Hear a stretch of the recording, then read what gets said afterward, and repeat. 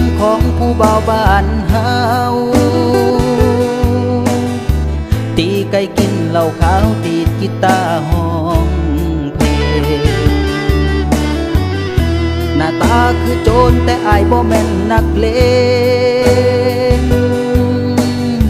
จีบสาวบ่ค่อยเก่งคักแต่นั่งเข่งโซหักสาวบ้านเดียวกันได้แต่เว้าพาโลหักอายบ่คนโกสาวนักเรียนคนไข้อายุบ่หลายหน้าตามันทรยศความหล่อแห่งคักโคตรบ่ได้งัดมาใส่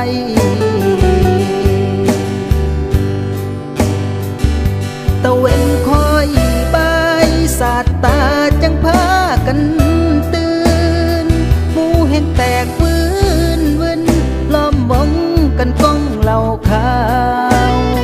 มือกีตาร์ก็มีเสียงเพลงกะม่วนยามห้องดอกผู้สา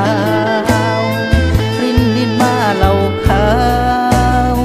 สิจีบผู้สาวนักเรียนกินเหล้าขาวจีบผู้สาวนักเรียนพอได้หัดเขียนคำว่าฮักให้หัวใจเหล้าขาวจักจอกยอมใจให้มันวินวิน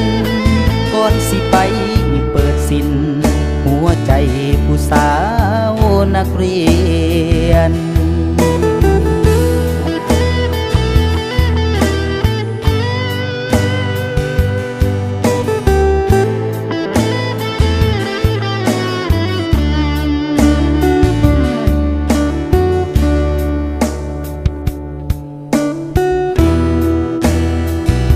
ตะเว้นคอยบายสาดตาจังพากันตื่นหมู่แห่งแตกฟื้นวินล้อมวงกันก้องเหล่าขาว